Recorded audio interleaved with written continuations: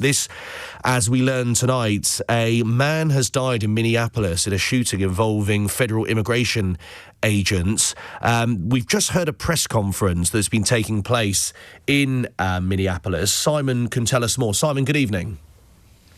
Henry, good evening to you. I mean, we knew this was eventually going to happen again 2 weeks after the killing of 37-year-old motorist Renee Good at the hands of a trigger-happy ICE agent. Within the last few hours, 6 or 7 federal enforcement officers, we think most of them from the Border Patrol, were, according to the Department of Homeland Security, engaged in some kind of targeted pursuit of someone that they wanted to drag off the streets to see whether they were an illegal immigrant, and somehow found themselves in the midst of an absolute brawl with a man who died as the result of gunshot wounds that rang out, those gunshots on the streets of Minneapolis. All of this recorded on a cell phone video camera by people in a donut shop right on the other side of the street. You can see those Border Patrol agents trying to subdue the man. You can see at one point that he is being pummeled by one of the Border Patrol agents with some kind of implement, and then a whole array of shots ring out. Brian O'Hara is the police chief in Minneapolis, whose officers, of course, were called to the scene in the immediate aftermath of this killing. Officers arrived and found an adult male with multiple gunshot wounds when they arrived. Life-saving aid was being rendered, and he was transported by ambulance to Hennepin County Medical Center, where he was later pronounced deceased. Based on the information that we have, which is very limited, this is a 37-year-old white male who is a Minneapolis resident, and we believe he is an American citizen. And the police chief said that the only criminal record that the dead man had related to some traffic tickets that he'd received at the hands of Minneapolis police. They say that he was a lawfully permitted gun owner. The Department of Homeland Security has issued a furious statement saying that when a supposed peaceful protester brings a weapon such as a loaded handgun and brandishes it, and we don't have any independent evidence that that is what happened, but this is the claim that's being made by the Border Patrol Union, there are going to be severe consequences and repercussions.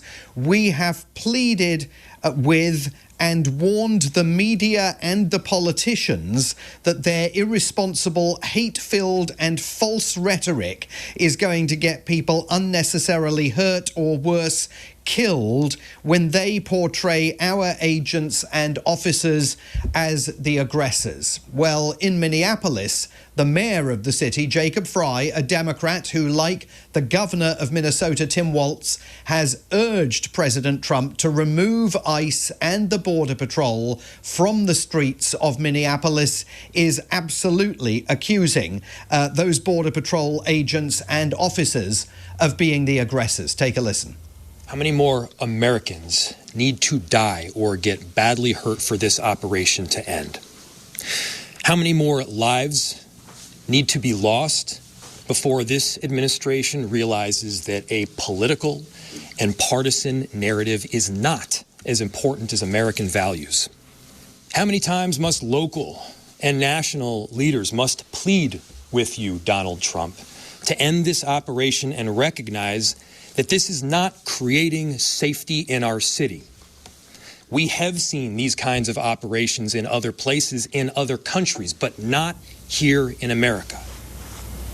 Now, the police chief says that his officers have been trying to secure the crime scene, the scene of this killing today, and have been denied access to it by federal law enforcement agents that are now engaged in a standoff with protesters at the scene. Tear gas canisters have been fired. The police chief urged the people of Minneapolis, do not destroy our own city. There is definite nervousness about what is going to take place in the hours ahead. This is the third shooting in just 2 weeks by federal law enforcement officers in Minneapolis, the second fatality as a result of shooting involving federal law enforcement officers. And of course, it comes 24 hours after 15,000 protesters took to the streets of Minneapolis yesterday in sub-zero temperatures, urging the government headed by Donald Trump to pull these masked thuggish agents off the streets of Minneapolis, which is absolutely something, Henry, that President Donald Trump has no intention of doing.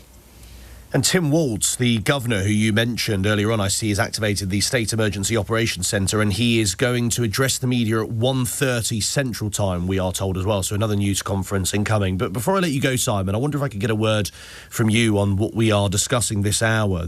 I actually have been adopting your phrase, really, a non-apology apology, a climb down by President Trump. Your thoughts on what we've heard tonight from the President?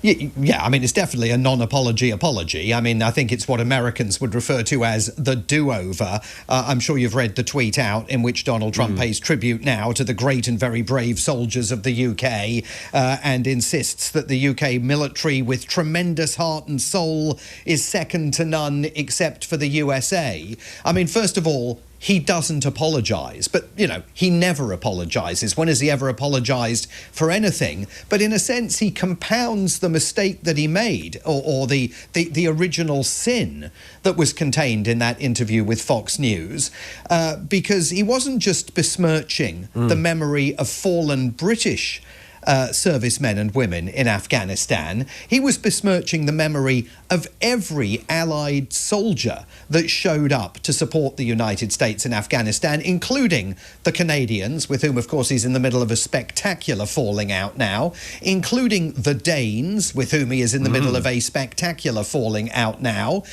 including the people of the Netherlands. I mean, there were a whole array of different European and Allied forces that took to Afghanistan to help the United States out. And so by simply targeting this non-apology apology at the UK, because everybody in the UK has expressed absolute fury over the last 24 hours, you know, he still owes an awful lot of people an apology in Britain and in those other countries as well. So even in this posting on Truth Social, he is demonstrating that he still doesn't get it.